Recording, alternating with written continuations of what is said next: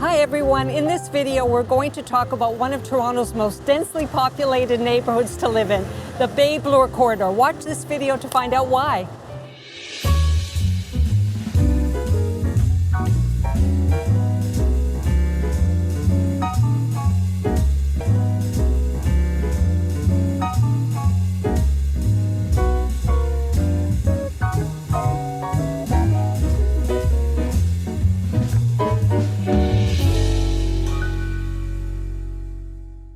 Hi, I'm Vivien Sharon, Realtor and Relocation Specialist at Sotheby's International Realty Canada.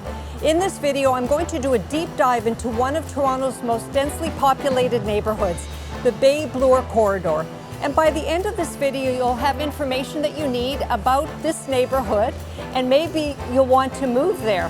So if this is the first time you're visiting my channel, please consider subscribing. And if you want to learn all about living and moving to Toronto, Toronto's vibrant neighborhoods, upsizing or downsizing tips, or relocating to anywhere in the world, don't just look for a place, discover a home. So where exactly is the Bay Bloor Corridor? This area spans from Bloor Street to Queen Street from north to south, and University to Yonge Street from west to east. Bay Bloor is known for shiny, new high-rise condominiums and buildings. Most of these buildings have been built in the last 20 years, with the majority completed in the last 10. Many can be classified as luxury condo buildings featuring 24-hour concierge as well as recreational amenities. If you venture east off of Bay Street to the side streets, you'll encounter on both directions many townhomes, semis, and detached homes that are quaint and give a remarkable feel to this residential neighborhood set in a very high density area. Bay Bloor has evolved into one of Toronto's prime condominium markets, which has attracted many young professionals to this neighborhood. There is a strong international mix of both residents and investors in this neighborhood, thanks to the close proximity of the University of Toronto, the Hospital District, and the Financial District. The nearby Bay Bloor Yonge Shopping District, as well as many amenities along Bay Street, adds a lot of vitality to this gentrified downtown location. Bay Bloor is also home to growing families working to get a foothold in the area, along with boomers and downsizers who are moving back to the city core or those who have never left. The walk score is high when you live in this area. Bay Street has many convenience-type stores and restaurants where you can get all your household needs and grab a quick bite to eat. For more eclectic shopping, you can walk out to the downtown Yonge Street district, or if you prefer upscale, the newly dressed up Bay Bloor Shopping District features international clothing and fashion stores, home decor, and a variety of both casual and upscale restaurants. On those blustery winter days, Bay Bloor residents can quickly duck inside the atrium on Bay, College Park, Shopping Mall, Eaton Centre, and the Manulife Centre. Many of these shopping destinations are connected to Toronto's Underground Path retail concourse. I visited some top food hotspots and shops in Bay Bloor. So go to my YouTube channel and check out my videos on Italy, Amal, Rainbow, William, Ashley, China, just to name a few. If you're walking your dog or going for your morning run or are looking for a new bike trail, there are many green space options in the Bay Bloor area. Some of my favorites are Queen's Park, a large oval-shaped park located off University Avenue, just south of the Ontario Legislative Buildings. This park is heavily treed and serves as a quiet respite in an otherwise very busy part of the city.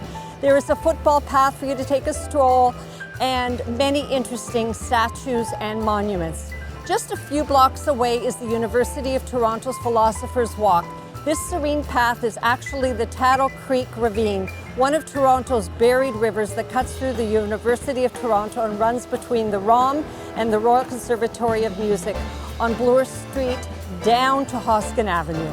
Getting around the city from and through the Bay Bloor Corridor is easy.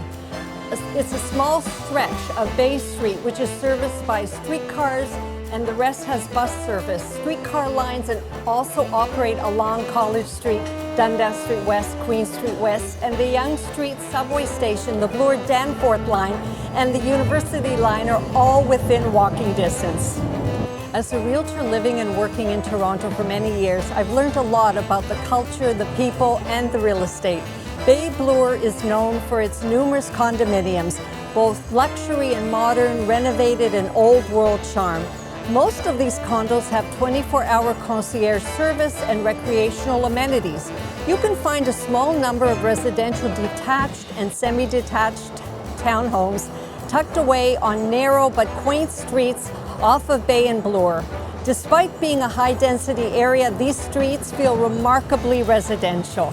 The Bay Bloor Corridor appeals to many demographics, whether you are a first-time condo buyer, a young growing family, or an empty nester looking to downsize. This is a very desirable area to live due to its proximity to everything. If you're thinking of buying in this area, go to viviensharon.com/buyer and download my buyer's guide. You may wonder, what are the average home prices in this high-density neighborhood? The average sales price for Bay Bloor ranges from approximately $550,000 for a starter condo to properties in the mega millions, including the St. Regis, the Ritz, and the Shangri-La residences.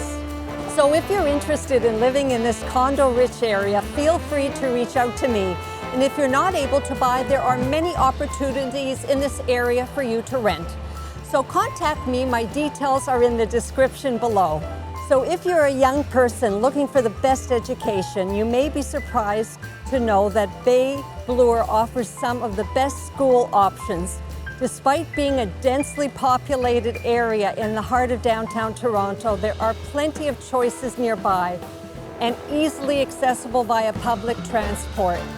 So if, for instance, you should know that there are 12 public schools, 7 Catholic schools, and 3 private schools nearby, not to mention the University of Toronto and Toronto Metropolitan University, formerly Ryerson University, and colleges including George Brown campus. So now let's look at some of the pros and cons. Before you start thinking about moving to Bay Bloor, know that this neighborhood has a few cons. So number 1, there is a lot of construction and new development, which brings noise to the area. Number 2, due to the area vibe, there are many attractions, parades, and marathons that bring temporary road closures. Number 3, due to the density, there is heavy foot traffic with people around all the time. And now for the pros.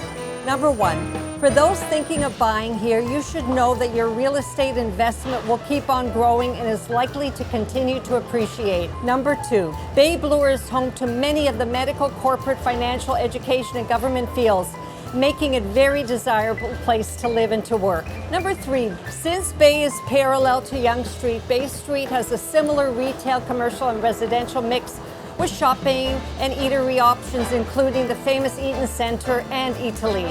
So if you're looking for a change of neighborhood and you think Bay Bloor may be for you, or if you want to learn more about other neighborhoods, check out my series on YouTube about Toronto's top cultural neighborhoods. Toronto is definitely a great city to live in, and regardless of where you're from, what is your profession or your lifestyle choice, this city has enough to offer for anyone to call it home.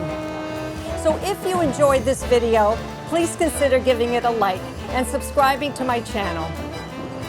And don't forget to click the notification bell to get notified next time I post a video. You can also connect with me on social media. The links are in the description below. So don't just look for a place, discover a home. Bye for now.